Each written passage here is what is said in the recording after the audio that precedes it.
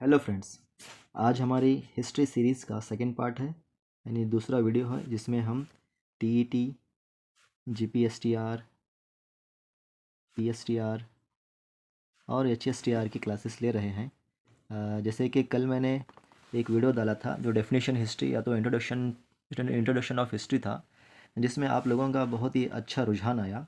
मैं आप तमाम का जो है आप तमाम का जो है मैं थैंक्स कहूँगा। दिल की गहराइयों से मैं आपका शुक्रगुजार हूँ कि आपने जो है उस वीडियो को पसंद फरमाया।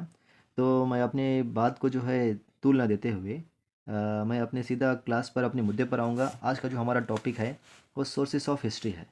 अब सोर्सेस ऑफ हिस्ट्री पढ़ने की क्या ज़रूरत है हम लोगों को? इसकी क्या ज़रूरत है? इस तरह का क्वेश्चन कुछ आया था क्या एग्ज़ाम्स में, प्रीवियस ईयर एग्ज़ाम्स में? हाँ, तो मैं आपको बताता चलूँ कि इस तरह के क्वेश्चंस प्रीवियस एग्ज़ाम में बहुत आए हैं। मैं चाहूँ तो आप लोगों को जो है उसके सोर्सेज भी बता सकता था, लेकिन मेरे पास इतना वक्त नहीं है कि मैं आप तमाम को सोर्सेज बताता बैठूँ। तो मैं कुछ क्वेश्चंस जो है एमसीक्यूज़ लाया हूँ, जिससे देखकर आप लोग समझ सकते हैं कि प्रीवियस ईयर एग्ज़ाम्स में, यानी जो पहले एग्ज़ाम्स हुए थे उनमें जो है सोर्सेस ऑफ इंडियन हिस्ट्री पर किस तरह के क्वेश्चंस पूछे गए हैं। तो सबसे पहले हमारा क्वेश्चन है, विच of the following is an epigraphic source of ancient India. तो पूछा यह जा रहा है कि नीचे जो चार ऑप्शंस है उसमें से एपिग्राफिक सोर्स कौन सा है एंशियंट इंडिया के लिए। तो हमारा जो है ऑप्शंस, नंबर ए अर्थशास्त्र, नंबर बी अशोकन एडिक्ट्स, सी फाहियान ट्रेवेलॉग और नंबर डी वेदास। तो उसका सही जवाब अशोकन एडिक्ट्स है कि एंशियंट इंडिया में जो एपिग्राफिक जो सोर्सेज है हमारे पास, उसके जो एपिग्राफिकल सोर्स है वो अशोकन एडिक्ट्स हैं। तो इसी तरह से एक दूसरा सवाल ये है कि द हर्ष चरित्रा बाय बाना भट्टा इज़ एन एग्जाम्पल ऑफ। जो बाना भट्टा ने जो किताब लिखी है हर्ष चरित्रा, जिसमें जो है हर्षवर्धन की जो ज़िंदगी के बारे में बताया गया है, तो वह किस तरह का सोर्स है। तो सबसे पहले archaeological source, B literary source, number C foreign account, number D numismatic source. जो ये बाण भट्टा की हर्ष चरिता, हर्ष जो तो किताब है, ये एक लिटरेरी सोर्सेस है। तो ये भी क्वेश्चन जो है एग्जाम में, प्रीवियस एग्जाम्स में पूछा गया है। क्वेश्चन नंबर 3 है, coins of Samudragupta are used by historians as. यानी समुद्रगुप्ता के जो कॉइन्स हैं, हाँ, जो समुद्रगुप्ता ने जो गोल्ड के कॉइन्स जारी किए थे, वो एक किस तरह की एग्जाम्पल बताया जा रहा है। तो वो जो है लिटरेरी सोर्सेस हैं, बी न्यूमिस्मेटिक सोर्सेस हैं, नंबर सी एपिग्राफिक सोर्सेस हैं, या नंबर डी ओरल सोर्सेस हैं। तो ये समुद्रगुप्ता के जो कॉइन्स हैं, जो गोल्ड कॉइन्स, उसने जो इंडिया की सरजमीन पर सबसे पहले शुरू किया था, वो न्यूमिस्मेटिक सोर्सेस हैं। यानी कॉइन्स के बारे में जो हम स्टडी करते हैं उसे न्यूमिस्मेटिक्स कहा जाता है। ये एक न्यूमिस्मेटिक सोर्सेस है। फिर इस तरह से नंबर चार चार हमारे पास क्वेश्चन है, नंबर फोर्थ वाला, the Puranas are considered a source of. यानी पुरानास को जो है हम किस किस सोर्स में कंसिडर्ड करते हैं, पूछा जा रहा है। तो हमारे पास ऑप्शन है, number A literary history, number B numismatic history, number C epigraphic history, या नंबर डी आर्कियोलॉजिकल हिस्ट्री। जो हमारे जो पुरानाज हैं, ये पुरान जो हिंदुओं के अंदर जो है मुकद्दस किताब मानी जाती है, वो जो किस तरह का सोर्स है, वो एक लिटरेरी सोर्स है। वो क्या है? वो एक लिटरेरी सोर्स है। फिर इसी तरह से नंबर 5 का क्वेश्चन मेरे सामने है कि which of the following provides first hand foreign information about India in the 7th century common era. तो क्वेश्चन कुछ इस तरह से है कि 7th सेंचुरी में जो इंडिया के बारे में जो इन्फॉर्मेशन है, वो जो है फर्स्ट हैंड फॉरेन इन्फॉर्मेशन कौन सी है, पूछा जा रहा है। तो which of the following provides first hand foreign information about India in the 7th century common era, CE. तो 7th सेंचुरी के बारे में पूछा जा रहा है। तो 7th सेंचुरी के अंदर ऐसी कौन सी किताब है जिसे हम जो है फर्स्ट हैंड फॉरेन इन्फॉर्मेशन, यानी फॉरेन सोर्सेज जो हमारे हैं, आगे हम उसके बारे में बताऊंगा आपको कि इंडिजीनस सोर्सेज और फॉरेन सोर्सेज क्या होते हैं। तो फॉरेन सोर्सेज 7th सेंचुरी में कौन सा है, पूछा जा रहा है। तो हमारे पास ऑप्शन ए है फाहियान, ऑप्शन बी है मेगास्थनीज, नंबर सी है इब्ने बतूता और नंबर डी है एल्बोरानी। तो 7th सेंचुरी के अंदर अगर कोई फॉरेन ट्रैवलर इंडिया को आया था तो वो फाहियान था। तो हमारे हमारे जो पाँचवें क्वेश्चंस का जो आंसर है वो 5 है। इसी तरह से मेरे पास हज़ारों सौों से जो है ज़्यादा से ज़्यादा बहुत सारे क्वेश्चंस हैं जो सोर्सेस ऑफ इंडियन हिस्ट्री के ऊपर पूछा गया। लेकिन मैं वक्त की नज़ाकत का इदराक रखते हुए सिर्फ आप लोगों को बताने के लिए, यानी इस जो हमारा जो आज का जो टॉपिक है सोर्सेस ऑफ इंडियन हिस्ट्री, उसकी उसकी अहमियत को बताने के लिए, उसके जो है कैरेक्टरिस्टिक्स को बताने के लिए सिर्फ ये 5 क्वेश्चन लाया हूँ कि आप तमाम इसको देखकर अंदाज़ा लगा सकते हैं कि ये टॉपिक हमारे लिए कितना इम्पोर्टेंट है। तो मैं तो मैं अपने टॉपिक सोर्सेस ऑफ हिस्ट्री में आगे बढ़ने से पहले चंद बातें आपको बताना चाहूँगा कि किसी एस्पिरेंट ने मुझे मैसेज किया था कि उन्होंने एक क्वेश्चन है, मैं बीच बीच में आप मुझे अपने जो भी क्वेरीज़ हों, जो आपको डाउट्स हो, जो भी आपके क्वेश्चंस हो, जितना मेरे पास इंफॉर्मेशन है मैं आपको बताने की कोशिश करता रहूँगा। तो हमारे एक एस्पिरेंट ने एक सवाल मुझसे किया था कि उन्होंने डीएड कर रखा है। मैं आपको की डिटेल में बताता हूँ। डीएड किया है और फिर उन्होंने बीए किया है, फिर एमए भी किया है उन्होंने, फिर अब जो है वो बीएड परस्यूइंग है। उनकी ये तमाम क्वालिफ़िकेशन है, लेकिन टीईटी वो क्वालिफ़ाइड नहीं गए, वो जो है नॉट क्वालिफ़ाइड है टीईटी। क्या वो पूछ रहे थे कि क्या मैं जीपीएसटीआर के लिए या पीएसटीआर के लिए एलिजिबल हूँ क्या? तो मैं ऐसे एस्पिरेंट्स को बताता चलूँ, ये क्वेश्चंस वो है बहुत बार बार आता है ग्रुप्स में, जो है बहुत बार बार ग्रुप्स में क्वेश्चंस आता है कि हम जो है नॉट क्वालिफाइड हैं टीईटी के लिए, तो जीपीएसटीआर और पीएसटीआर के लिए एलिजिबल हैं क्या? तो आप ऐसे एस्पिरेंट जो है जीपीएसटीआर और पीएसटीआर के लिए क्वालिफाइड नहीं हैं, इसके लिए नहीं है। लेकिन हो सकता है कि आने वाले दिनों में, अभी तक ये क्लियर नहीं है कि एचएसटीआर के लिए टीईटी जो है मैंडेटरी है या नहीं। ये एक बहुत बड़ा क्वेश्चन मार्क है। तो इसका जवाब आप लोगों को तभी मालूम पड़ेगा, तभी उसका पता चलेगा जब नोटिफिकेशन आएगा। मैं आप तमाम से एक एक रिक्वेस्ट करना चाहूँगा कि आप जो है अपने स्टडीज़ को जो है बंद ना रखें। ये स्टडी एक ऐसी चीज़ होती है, जैसे जैसे जैसे जो है, जो बूचर्स जो अपने छुरी को जो है अपने अपने जानवर को ज़बह करने के लिए जिस तरह से जो बार बार जो है अपनी छुरी को जो है तेज़ करते हैं, ये तालीम भी उसी तरह की होती है कि आपको जब जो है अपने निशाने पर जो है निशाना साधना हो, तो एक ही बार आपको निशाना लगाना पड़ेगा। आप बार बार जो है अपने शिकार का शिकार करने के लिए अगर बार बार निशान लगाते रहेंगे, तो नुकसान के बजाय उसका फ़ायदा हासिल होने वाला नहीं है। तो आपसे मैं गुजारिश करता हूँ कि ये तालीम, यानी जो आप जो प्रिपरेशन कर रहे हैं, उसको हमेशा जारी रखें। अगर आप अपनी ज़िंदगी में, खुदा न खास्ता आप ज़िंदगी में आप जो है टीचर बन भी ना पाएँ, कुछ हासिल भी ना कर पाएँ, तो आपके पास इतना इल्म होगा कि आप माशरे में, आप समाज में दूसरे लोगों से ज़्यादा जो है अलग हट कर रहेंगे। यानी कहने का मतलब ये है कि आपके पास इतना इल्म होगा कि आपके पास हर सवाल का जवाब होगा। आप अपने आप को खुद यूनिक समझोगे, लोग भी आपको यूनिक समझेंगे। लेकिन वो जब भी होगा जब आपके अंदर इल्म होगा, आपके अंदर नॉलेज होगा। तो मैं ऐसे एस्पिरेंट्स के लिए कहूँगा जिन्होंने टीईटी क्वालिफाइड नहीं किया है, तो ये हमारे सीरीज़ को देखते रहें। मैं इस बात की गारंटी देता हूँ कि आप जो है बाकायदा हमारी सीरीज़ को देखते रहेंगे, हमारी क्लासेस को अटेंड करते रहेंगे, तो ज़रूर ज़रूर आप टीईटी जो है बिल्कुल क्वालिफाई करेंगे। ये जो मेरा पढ़ाने का स्टाइल है वो एकदम बेसिक लेवल का है। मैं बेसिक से हाई लेवल जाऊंगा और वहाँ पर मैं आप तमाम को बताऊंगा कि किस तरह से जो है स्टडी की जाती है और किस तरह के क्वेश्चंस आते हैं। मैं जो है एमसीक्यूज़ को, ऐसे एमसीक्यूज़ नहीं जो दिल से बनाए गए या तो ऑनलाइन लेके बनाए गए, चैट जीपीटी से बनाए गए, बल्कि ऐसी मैं प्रीवियस ईयर क्वेश्चंस के प्रीवियस ईयर क्वेश्चंस के जो है क्वेश्चंस उठाकर मैं आपको बताऊंगा, या तो जो है जहां मैंने पढ़ा है उसको आपके सामने बताता चलूँगा कि किस तरह के प्रीवियस ईयर क्वेश्चंस पूछे जाएंगे। जैसे कि आपने देखा, ये मैंने आपको सोर्सेस ऑफ इंडियन हिस्ट्री पर जो है जो एमसीक्यूज़ आए थे प्रीवियस ईयर क्वेश्चंस के अंदर, उसे जो है किस तरह के क्वेश्चंस आते हैं मैं आपके सामने एक डेमो दिखाया है। तो आगे बढ़ते हैं। अ, जो हमारे जो types of sources of Indian history है, जैसे कि हाँ, इससे पहले मैं आपको बताता चलूँ कि हम जो हिस्ट्री पढ़ते हैं इंडिया के अंदर या तो पूरे वर्ल्ड में, हिस्ट्री को जो है 3 कैटेगरी में डिवाइड किया गया है। उसके जो है 3 कैटेगरीज़ हैं।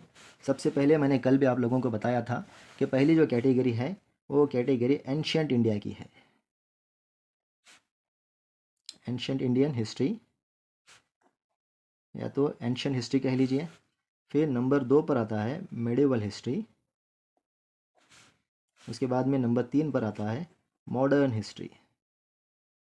अब हिस्ट्री का काम यह होता है कि इन तमाम को साबित करने के लिए कि एंशियंट इंडियन हिस्ट्री कहाँ से आई, मिडिवल इंडियन हिस्ट्री कहाँ से आई और फिर मॉडर्न इंडियन हिस्ट्री कहाँ से आई, इस बात को साबित करने के लिए हिस्टोरियंस के पास सोर्स होना बहुत ज़रूरी है।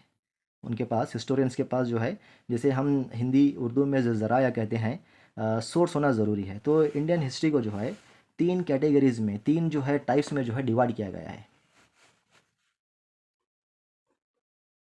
Types of sources of Indian history. मैं तमाम से कहूँगा कि जो है अपने हाथ में पेन और किताब रखें, बुक रखें, ताकि जो है ये नोट्स भी आप बनाते चलें। जो types of sources of Indian history हैं, सबसे पहले इसके अंदर आता है literary sources. Literary sources. Number 2 पर आते हैं आर्काइलॉजिकल सोर्सेस। आर्काइलॉजिकल सोर्सेस। उसके बाद नंबर 3 पर आता है फॉरेन अकाउंट्स। नंबर 3 पर आता है फॉरेन अकाउंट्स या तो फॉरेन सोर्सेज। अब सबसे पहले हम लिटरेरी सोर्सेज को देखेंगे, फिर आर्कोलॉजिकल सोर्सेज को देखेंगे, फिर फॉरेन अकाउंट्स को देखेंगे। मैं अब तमाम को चाहूँगा कि इस वीडियो को जो है, या तो ये जो सीरीज़ चल रही है, या तो मैं यूँ कहूँगा कि जो सोर्सेज ऑफ हिस्ट्री हमारा ये जो मेरा टॉपिक है, मैं कम से कम 2 या 3 क्लासेस में इसको पूरा करूँगा। सबसे पहले मैं लिटरेरी सोर्सेज पर आऊँगा।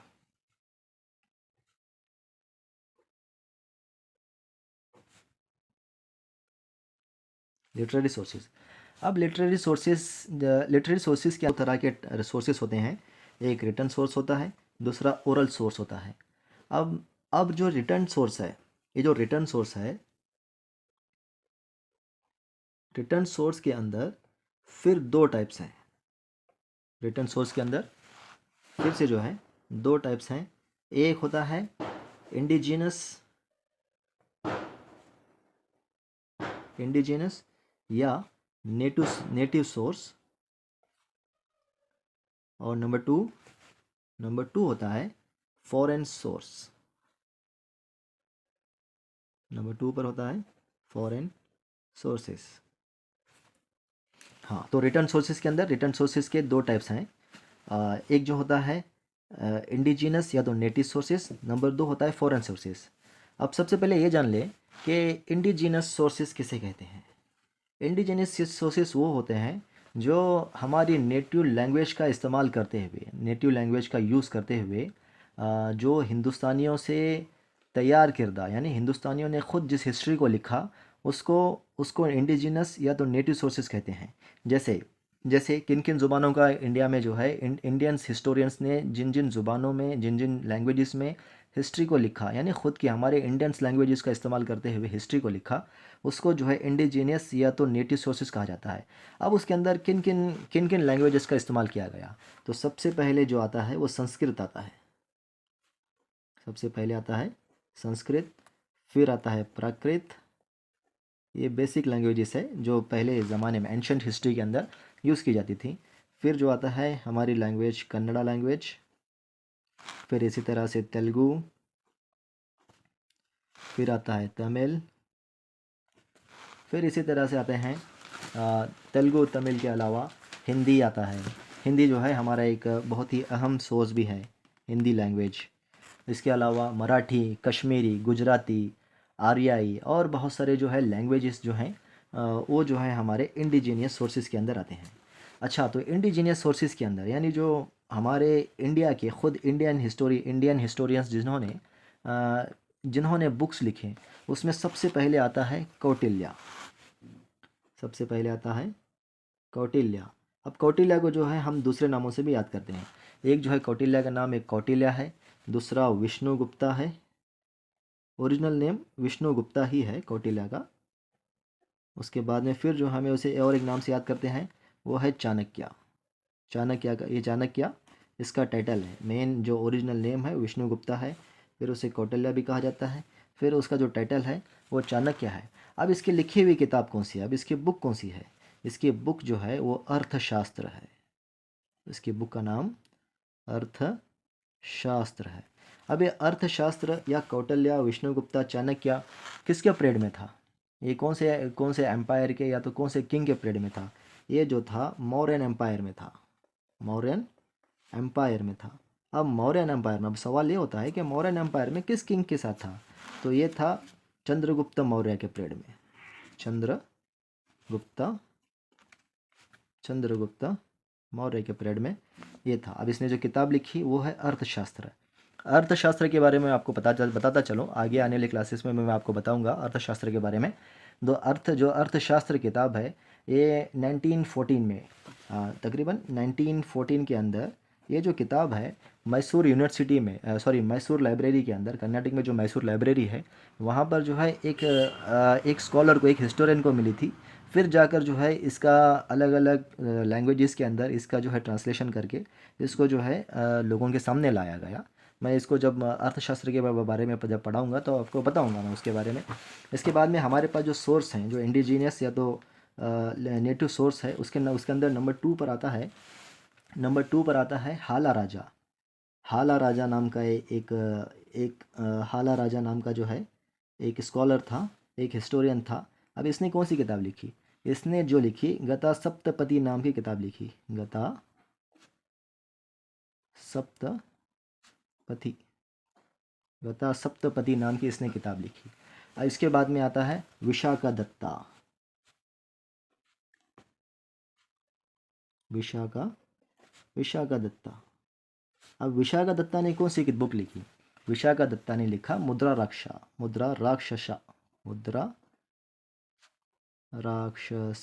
राक्षसा नाम की किताब लिखा। अब ये भी किसके पीरियड में आता था?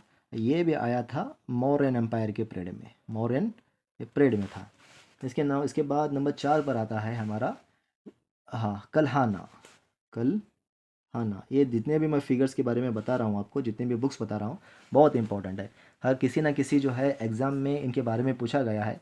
अगर आप 2011, 12, 14 से उठाकर अभी तक 2025 तक प्रीवियस ईयर क्वेश्चंस उठाकर देखें, खास करके टी के, तो उसमें जो है इन तमाम ऑथर्स के और उनके बुक्स के बारे में पूछा गया है कि कल्हाना ने कौन सी किताब लिखी। खास करके जो है ये जो विशाखा दत्ता है, विशाखा दत्ता की मुद्रा राक्षसा किताब, ये पिछले बार प्रीवियस टीटी में आ चुका है। अगर आप प्रीवियस ईयर टीटी के क्वेश्चन पेपर का एनालाइज करेंगे तो आपको पता चलेगा।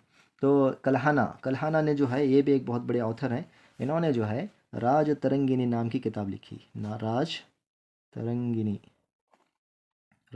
नाम की किताब लिखी।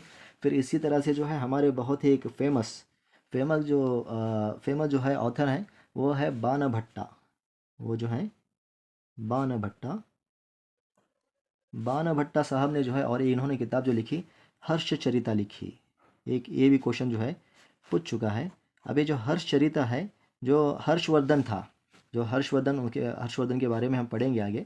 तो हर्षवर्धन के जिसने जो उसकी जो बायोग्राफी लिखा वो बाणभट्टा था। यानी जो हर्षचरिता किताब है उसके अंदर हर्षवर्धन की बायोग्राफी है और उसको लिखने वाला जो ऑथर है वो बाणभट्टा है। और इसी तरह से हमारे पास जो बहुत ही फेमस एक ऑथर आते हैं वो हैं चांद बुरदाई। अब चांद बुरदाई साहब ने जो किताब लिखी वो पृथ्वीराज रासो है। ये बहुत ही इंपॉर्टेंट है, पृथ्वीराज रासो। अब इस किताब में क्या है, अब इस बुक में क्या है? पृथ्वीराज रासो की बुक में जो है जो पृथ्वीराज चौहान था, जो दिल्ली का सुल्तान था, दिल्ली का जो किंग था, जिसने जो है मोहम्मद गौरी के साथ 1191 और 1192 में तराइन की जंग की थी, उसमें जो है पृथ्वीराज चौहान वो पृथ्वीराज चौहान ही था। जो पृथ्वीराज चौहान की जो है ज़िंदगी के बारे में उसकी बायोग्राफी लिखने वाले हैं चांद बुरदाई। इसने लिखा चांद बुरदाई। अच्छा, अब एक सवाल ये है कि इस किताब को किस लैंग्वेज में लिखा गया? इस किताब को जो चांद बुरदाई की जो किताब है पृथ्वीराज रासो, इसको कौन सी लैंग्वेज में लिखा गया? ये जो लिखा गया ये हिंदी में लिखा गया है। ये जो है हिंदी में लिखा गया है। फिर इसके बाद में आते हैं पंपा। ये पंपा जो है बहुत ही फेमस एक पोएट भी हैं और राइटर भी हैं। इन्होंने जो किताब लिखी, इन्होंने जो बुक लिखी वो विक्रमार्जुन विजयम है। विक्रमार्जुन विजयम, ये बहुत ही फेमस बुक है। विक्रमार्जुन विजयम पंपा ने लिखी। और इसी तरह से अष्टाध्यायी नाम की एक किताब है। मैं आपको ये भी बताता चलूँ कि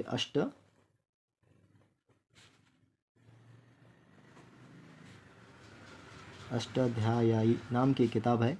इसको लिखने वाले थे पाणिनि। इसको जो लिखने वाले हैं, ये किताब ये बुक है। मैंने उल्टा लिखा, आप देख लीजिए। अष्टाध्यायी को लिखने वाले हैं पाणिनि। अब पाणिनि कौन है? ये जो है पाणिनि में क्या, इसमें अष्टाध्यायी में क्या लिखा है? ये जो है ओल्डेस्ट ग्रामर बुक है।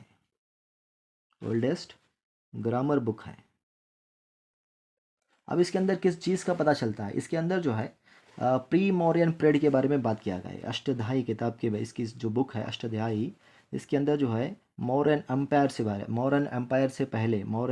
एम्पायर से पहले जो जितने भी इंडिया के हालात थे उसके बारे में लिखा गया है। ये जो प्री मौर्यन पीरियड के बारे में इसके अंदर बहुत सारा जिक्र आप तब हमको मिलता है। उसके बाद में महाभाष्य नाम की किताब है,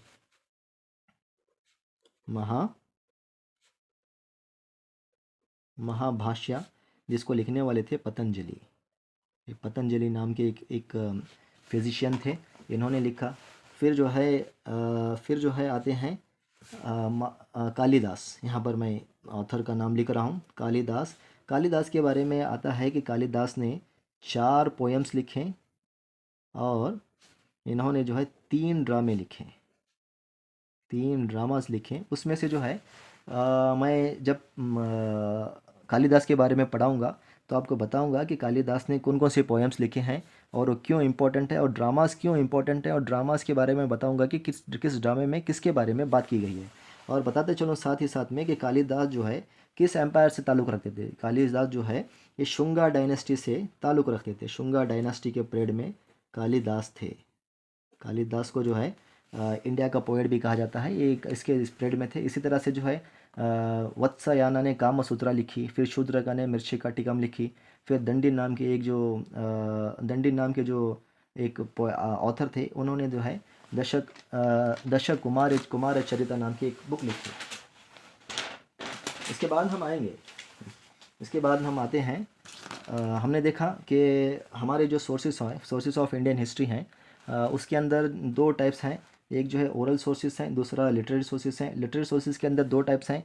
एक जो है इंडिजीनियस अकाउंट्स हैं या तो इंडिजीनियस सोर्सेस हैं, दूसरा जो है फॉरेन अकाउंट्स है, यानी फॉरेन अकाउंट्स हैं जो बाहर मुल्क के यानी दूसरे कंट्रीज से जो ट्रैवलर आकर हमारे हिंदुस्तान में जो है पहुँचे, अलग अलग किंगडम्स में, अलग अलग डायनास्टीज़ में गए और वहाँ के जितने भी चीज़ें थी, जहाँ जैसे वहाँ के जो है सोशल कल्चरल इंडियन सोसाइटी थी, फिर एडमिनिस्ट्रेशन था और लॉ एंड जस्टिस सिस्टम था, बुद्धिज़्म था और बहुत सारी चीज़ें थी जिसके बारे में उन्होंने अपनी किताब में लिखा। उसे कहते हैं फॉरेन अकाउंट्स। नंबर 2 पर आता है फॉरेन अकाउंट्स। अब फॉरेन अकाउंट्स को हमने अलग अलग कंट्रीज़ के बिना पर हमें उसे क्लासिफिकेशन किया है। सबसे पहले हम देखेंगे इसके अंदर फॉरेन अकाउंट्स में ग्रीक और Roman accounts, Greek and Roman historians के बारे में देखेंगे कि ग्रीक और रोमन हिस्टोरियंस कौन कौन हैं और उन्होंने कौन कौन सी किताबें लिखी। अब मैं आपको जो है एक एक करके बताता चलूँ कि ग्रीक एंड रोमन हिस्टोरियंस में सबसे पहले आते हैं मेगास्थनीज। आप तमाम जानते होंगे मेगास्थनीज के बारे में, बहुत सारे लोगों ने पढ़ा है मेगास्थनीज को। मैं आपको ब्रीफली एक कहानी बताते चलूँ कि मेगास्थनीज जो है सेल्यूकस का जो है वो एक क्या कहेंगे, सेल्यूकस का जो है एक रिप्रेजेंटेटिव था। अब सेल्यूकस कौन है? मेगास्थनीज जो है सेल्यूकस का पूरा जो नाम है वो सेल्यूकस वन निकेटर है। सेल्यूकस वन निकेटर है। अब ये सेल्यूकस निकेटर जो है ये अलेक्जेंडर द ग्रेट का जो है कमांडर था। अलेक्जेंडर द ग्रेट, जिसे हम लोग अपनी ज़ुबान में सिकंदर आज़म कहते हैं, तो Seleucus Nicator Alexander the great का एशिया का रिप्रेजेंटेटिव था। अब इसने क्या किया, ये जब ये इंडिया के जो है बहुत सारे इलाकों पर, चलिए मैं आपको सेल्यूकस निकेटर के बारे में बताता हूँ। सबसे पहले कि सेल्यूकस निकेटर जब अलेक्जेंडर का जब इंतकाल हो गया, अलेक्जेंडर जो है जब एक्सपायर हो गया, तो इसने जो है अपने जितने भी अलेक्जेंडर की जो किंगडम थी, अलेक्जेंडर के जितना भी एम्पायर था, जिसमें पर्शिया था, इसमें सीरिया था, मेसोपोटामिया था, सेंट्रल एशिया था, फिर जो है इंडिया के नॉर्थ वेस्ट जो पास्ट है इंडिया का, वो तमाम चीज़ें थी। जैसे ये अलेक्जेंडर एक्सपायर हो गया तो सेल्यूकस ने सेल्यूसिड एम्पायर नाम से अपने एक सेल्यूसिड एम्पायर के नाम से अपने एक एम्पायर को जो है इसने इंडिपेंडेंट बनाया। यानी इंडिपेंडेंट जो है उसने अनाउंस किया कि यहाँ से 312 BCE के अंदर, बिफोर क्रिश्चियन एरा में, यानी 312 में जो है इसने जो है अपने एक सेल्यूसिड एम्पायर, यानी अलेक्जेंडर के वफ़ात के बाद, अलेक्जेंडर के मर जाने के बाद, इसने अलेक्जेंडर के जितने भी मकबूजा इलाके थे, जहाँ जहाँ पर इसने कब्ज़ा कर रखा था, वो जो थे सीरिया था, पर्शिया था, मेसोपोटामिया था, सेंट्रल एशिया था, फिर जो है इंडिया का नॉर्थ वेस्ट एरिया था, इलाका था, उस तमाम पर जो है इंडिपेंडेंट इसने हुकूमत करना शुरू किया। जैसे ही ये नॉर्थ वेस्ट इंडिया में आया, नॉर्थ वेस्ट पार्ट्स में, जो इंडिया के पार्ट्स में आया, तो वहाँ पर जो बादशाह, वहाँ पर जो राजा जो है हुकूमत करता था, वो जो था चंद्रगुप्त मौर्य। चंद्रगुप्त मौर्य। जब चंद्रगुप्त मौर्य और इसकी जब जंग हुई, तो चंद्रगुप्त मौर्य और सेल्यूकस दोनों का जो है दोनों जो है बराबर रहे।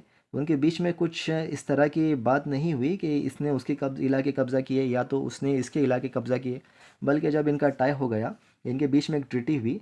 तो ट्रीटी के बाद में सेल्यूकस निकेटर जो था, उसने मेगास्थनीज को चंद्रगुप्त मौर्य के एम्पायर के अंदर, उसके किंगडम में जो है अपना एक रिप्रेजेंटेटिव बनाकर भेजा, अपना एक रिप्रेजेंटेटिव बनाकर भेजा। और वहाँ से जो है जो अलेक्जा ये था, मेगास्थनीज था, मेगास्थनीज ने जो है अपना एक किताब लिखी, अपनी एक बुक लिखी, जिसका नाम था इंडिका। जिसका नाम था इंडिका। अच्छा, तो इंडिका में क्या था? इंडिका में इंडिका के अंदर जो मौर्यन एम्पायर है, उसके बारे में डिटेल से हमें मालूमात मिलती है। ख़ास करके चंद्रगुप्त मौर्य के पीरियड के बारे में हमें मालूमात मिलती हैं। और उससे पहले नंदा ख़ानदान, यानी नंदा डायनास्टी थी। और उससे पहले जो दूसरी डायनास्टीज़ थे, उनके बारे में भी हमें थोड़ी बहुत जानकारी हासिल होती है कि मेगास्थनीज ने जो है इंडिका में जो है बहुत सारी चीज़ों को लिखा है। अब ये इंडिका जो है इंडिका जो है एक जो है ग्रीक लैंग्वेज में लिखा गया है, जो ग्रीक हिस्टोरियन, जिसे मेगास्थनीज भी कहा जाता है। अब इसके बाद में हम देखेंगे,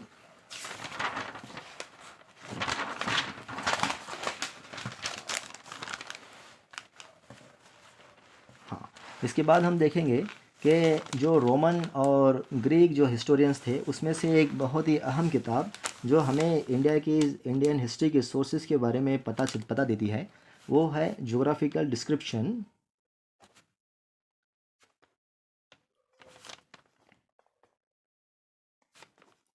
जियोग्राफिकल, एक सेकेंड,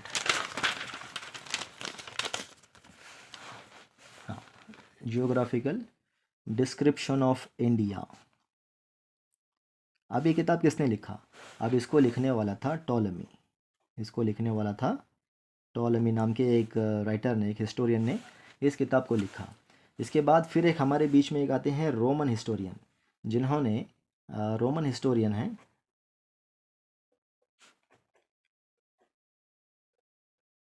एक रोमन हिस्टोरियन है जिन्होंने लिखी नेचुरलिस हिस्टोरिया। Naturalis Historia. अब ये जो रोमन हिस्टोरियन थे, ये कौन थे? ये थे प्लेनी द एल्डर। इनका नाम था प्लेनी द एल्डर। ये तो हो गए हमारे ग्रीक और रोमन हिस्टोरियंस। अब इनके बाद जो है बहुत ही इम्पोर्टेंट, और जिनका तराजू हमेशा झुका हुआ होता है, वो हैं चाइनीज़ ट्रैवलर। हमने देखा सबसे पहले रोमन और ग्रीक हिस्टोरियंस के बारे में। अब हम देखेंगे चाइनीज़ ट्रैवलर्स के बारे में। चाइनीज़ ट्रैवलर्स चाइनीज़ ट्रैवलर्स के अंदर 3 लोगों के बारे में हम पढ़ेंगे। एक सबसे पहले जो है हमारे बीच में, वो है फाहियान। फाहियान। तो फाहियान के बारे में पढ़ेंगे। तो फाहियान के बारे में सबसे पहले ये देखेंगे कि फाहियान को जो है इस तरह से भी लिखा जाता है, फाशियान भी कहा जाता है चीन में। तो इनको जो है, ये जो चाइनीज़ ट्रैवलर के अंदर सबसे पहले हैं फाहियान, इनको जो है फाशियान भी कहा जाता है। और ये कौन थे? ये फाहियान जो है एक चाइनीज़ बुद्धिस्ट मॉन्क थे। चाइनीज़ बुद्धिस्ट मॉन्क थे। कहाँ से आए थे ये चीन से इंडिया आए हुए थे। अब इसने जो है, फाहियान ने किसके पीरियड में, किसके एम्पायर में विज़िट किया? इसने जो है गुप्ता पीरियड में इसने विज़िट किया। ये जब आया था इंडिया को, वो उस वक्त इंडिया में जिसकी किंगडम थी, वो गुप्ता पीरियड की थी। अब इसका पीरियड क्या था? ये तकरीबन 14 साल, 14 ईयर्स इंडिया में रहा। कब से कब तक रहा? ये तकरीबन जो है 399 से 414 CE तक, तकरीबन 14 साल तक, 14 ईयर्स तक ये इंडिया में रहा। अब इसके अंदर जब ये गुप्ता एम्पायर में जब आया था, तो गुप्ता किंग कौन था? गुप्ता किंग कौन था उस वक्त? गुप्ता जो किंग था, वो चंद्रगुप्त II था। चंद्रगुप्ता टू था। अब मैं बताता चलूँ, जो चंद्रगुप्त टू को एक टाइटल से याद किया जाता है, जो इससे पहले हिस्ट्री के अंदर हिस्ट्री के पेपर्स में, टीईटी के पेपर्स में, या तो दूसरे बहुत सारे कंप्यूटर एग्जाम से पूछा गया कि चंद्रगुप्त टू का टाइटल क्या है। जिसको टाइटल से याद किया जाता है उसका टाइटल था विक्रमादित्य। उसका टाइटल था विक्रमादित्य। अच्छा, अब ये फाहियान इंडिया तो आया। इसने आया, कहाँ पर आया? ये चाइनीज़ बुद्धिस्ट मॉन्क था, गुप्ता परेड में आया। 14 साल तक, 14 ईयर्स तक इंडिया में रहा। 399 से 414 सीई तक, कॉमन एरा तक रहा। फिर गुप्ता परेड में कौन से किंग के दरबार में रहा? वो चंद्रगुप्ता टू के दरबार में रहा। चंद्रगुप्ता टू का टाइटल क्या था? तो उसका टाइटल था विक्रमादित्य। अब ये फाहियान इंडिया को आया तो इसका पर्पस क्या था? ये इंडिया क्यों आया? क्या इसका पर्पस था?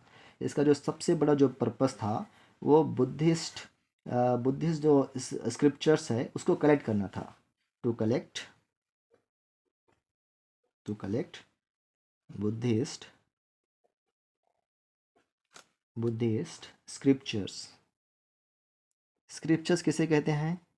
स्क्रिप्चर जो हैं, जो मुकद्दस किताबें होती हैं, उसको उसको जो है जमा करना इसका मकसद था। जैसे बुद्धिस्ट स्क्रिप्चर्स यानी बुद्ध मज़हब की जो मुकद्दस किताबें हैं उसको जमा करना इसका मेन मकसद था। और उसके अलावा इसको जमा करना और बुद्धिज़्म की स्टडी करना, बुद्धिज़्म की स्टडी करना इसका दूसरा मकसद था। ये दो पर्पज़ लेकर इंडिया आया था। अब ये जो है चाहे चाइनीज़ ट्रैवलर फाहियान जब 14 साल तक, 14 ईयर्स तक इंडिया में रहा, तो इसने एक किताब लिखी, एक बुक लिखी। अब उस बुक का नाम क्या था? उस बुक का नाम था रिकॉर्ड ऑफ बुद्धिस्ट किंगडम्स। देखिए किताब का नाम भी कितना ज़बरदस्त नाम है कि the record of Buddhist kingdom, नहीं किंगडम्स, जिसे चीनी ज़ुबान में उस किताब का नाम था फोकोची।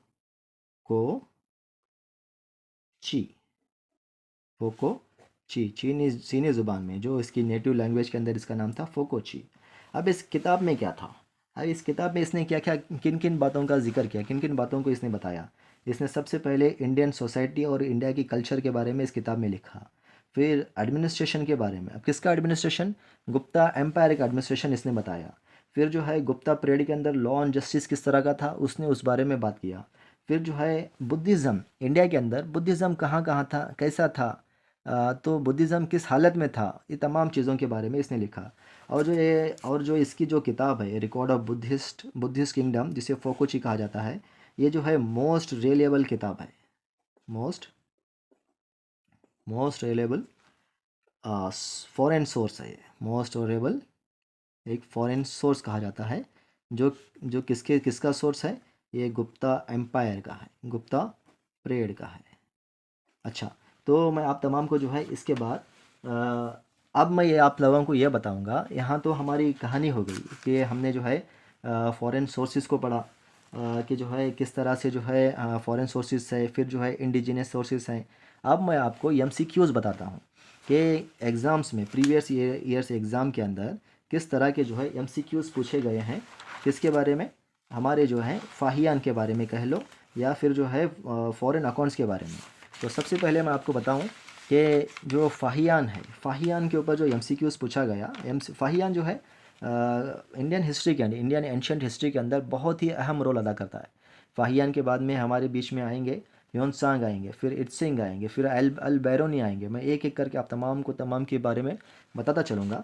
सबसे पहले मैं आपको फाहियान के बारे में, जो प्रीवियस ईयर एग्ज़ाम्स में क्वेश्चंस पूछे गए थे, वो जो MCQs में आपके सामने कुछ लाया हूँ। तो सबसे पहले UPSC सिविल सर्विसेज प्रीलिम्स में 2025 का, जो 2025 में मई के महीने में, मंथ ऑफ मई 25 के अंदर जो UPSC का सिविल सर्विसेज प्रीलिम्स का प्रिलिमिनरी एग्जाम हुआ था, उसके अंदर एक क्वेश्चन आया था। क्वेश्चन कुछ इस तरह से था कि फाहियान द चाइनीज़ ट्रैवलर जिसे पिलग्रिम भी कहा जाता है, जो बुद्धिस्ट एक मॉन्क था, travel to India during the reign of. तो बताया ये जा रहा है कि जो चाइनीज़ ट्रैवलर फाहियान है वो किसके रेन में, किसके किसके वक्त में इंडिया को विज़िट किया था। तो सबसे पहले आता है समुद्रगुप्ता, ये पर option A Samudragupta, option B Chandragupta two, number C Kumar Gupta one, number D Skandagupta. तो जैसे कि मैंने आपको बताया कि फाहियान जो था गुप्ता एम्पायर के अंदर इंडिया में विज़िट किया था, उस वक्त जो है गुप्ता एम्पायर का जो किंग था वो चंद्रगुप्ता टू था। जो किंग था चंद्रगुप्ता टू था, जिसे हम विक्रमादित्य के टाइटल से जानते हैं, विक्रमादित्य के टाइटल से इसको जानते हैं। फिर इसी तरह से दूसरा क्वेश्चन था कि दूसरा क्वेश्चन कुछ इस तरह से है कि find the correct sequence of visitors including Fahien, Megasthenes, Itsing, Hiuen Tsang. तो सवाल ये क्या जा रहा है कि चार नाम दिए गए हैं कि फाहियान, मेगास्थनीज, इत्सिंग, ह्वेनसांग। इसके अंदर से फाहियान, इत्सिंग और ह्वेनसांग चाइनीज़ ट्रैवलर हैं, और मेगास्थनीज एक हमारा ग्रीक ट्रैवलर है, यानी ग्रीक रिप्रेजेंटेटिव है सेल्यूकस निकेटर का। तो इसके अंदर हमें ये बताना है कि इसमें से करेक्ट सीक्वेंस कौन सा है, कि पहले कौन आया, फिर उसके बाद में कौन आया, फिर कौन आया, फिर चौथे नंबर पर कौन आया। तो उसका करेक्ट सीक्वेंस जो है कुछ इस तरह से है कि सबसे पहले मेगास्थनीज आया, सबसे पहले चंद्रगुप्त मौर्यन एम्पायर के अंदर मेगास्थनीज आया, फिर गुप्ता पीरियड में फाहियान आया, फिर ह्वेनसांग आया, फिर इत्सिंग आया। तो इस तरह से आप एक मरतबा देख लीजिए कि मेगास्थनीज फर्स्ट आया है इंडिया में, जो फॉरेन अकाउंट्स के अंदर, फॉरेन सोर्सेज के अंदर हमने जो पढ़ा उसके अंदर सबसे पहले आने वाला था मेगास्थनीज, फिर फाहियान, फिर ह्वेनसांग, इत्सिंग। ये क्वेश्चंस भी जो है यूपीएससी 2021 में पूछा गया क्वेश्चन है। तो इसके बाद में नंबर 3 का हम देखेंगे arrange foreign travellers Fahien, Hiuen Tsang, Itsing, Al Biruni in ascending chronological order. तो ये क्वेश्चन भी ऊपर के क्वेश्चन जैसा ही है। इसमें जो है ऑप्शंस कुछ अलग हैं, कि बताया जा रहा है कि हमें अरेंज करना है कि कौन सा फॉरेन ट्रैवलर पहला आया था। उसके अंदर बताया गया कि Fahien, Hiuen Tsang, Itsing, Al Barauni. तो उसका सही क्रोनोलॉजिकल ऑर्डर कुछ इस तरह से है कि सबसे पहले इंडिया को विजिट करने वाला था फाहियान, उसके बाद में था ह्वेनसांग, फिर इत्सिंग, फिर अल बैरोनी। फिर नंबर 4 का क्वेश्चन हमारे सामने है कि Fahien belong to which country. जैसे कि मैंने आपको ये बताया है कि फाहियान एक सवाल ये पूछा जा रहा है कि फाहियान किस कंट्री से बिलोंग करता है, किस कंट्री से इंडिया को आया था। तो फाहियान ऑप्शन हमारे पास जापान, चाइना, कोरिया, तिब्बत। ये बहुत ही हल्का क्वेश्चन है, बहुत ही आसान क्वेश्चन है, कोई भी इसको बता सकता है। अगर आपने बगैर मेरा वीडियो समाप्त फरमाया है, बगैर मेरा वीडियो आपने सुना है, तो आप बता सकते हैं कि चाइना से फाहियान आया हुआ था। नंबर 5 का क्वेश्चन हमारे पास है कि Fahien road the book, Fahien ने कौन सी बुक लिखी। तो वो किताब जो थी, ऑप्शन ए है सीयू की, फोकोची, number C Indica, number D Rajatarangini. तो फाहियान ने जो किताब लिखी है वो फोकोची किताब लिखी है।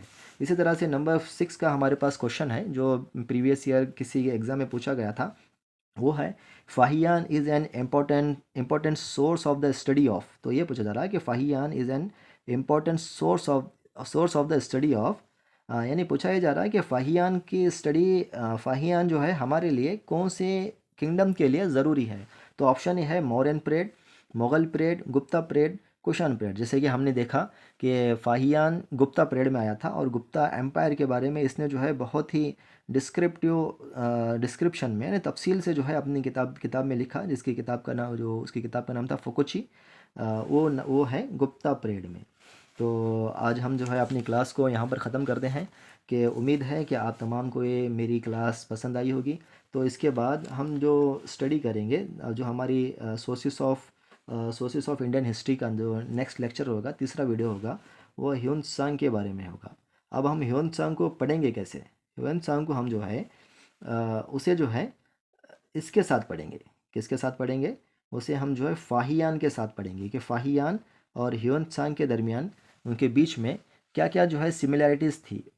ये ह्वेनसांग किसके एम्पायर में, किसके किंगडम में आया था, और फाहियान किसके किंगडम में आया था, और ह्वेनसांग से कितने क्वेश्चंस प्रीवियस पूछे गए हैं, और आने वाले एग्जाम्स में कितने क्वेश्चंस बन सकते हैं, उसके बारे में पढ़ेंगे। और उसके बारे में पूरे डिटेल में पढ़ेंगे कि ये कितने साल तक इंडिया में रहा, किस किंगडम में रहा, और इसने कौन सी किताब लिखी, कब वापस गया। तो इसके पूरे जो बायोग्राफी है ह्वेनसांग के बारे में पढ़ेंगे। और इसी तरह से इत्सिंग के बारे में पढ़ेंगे,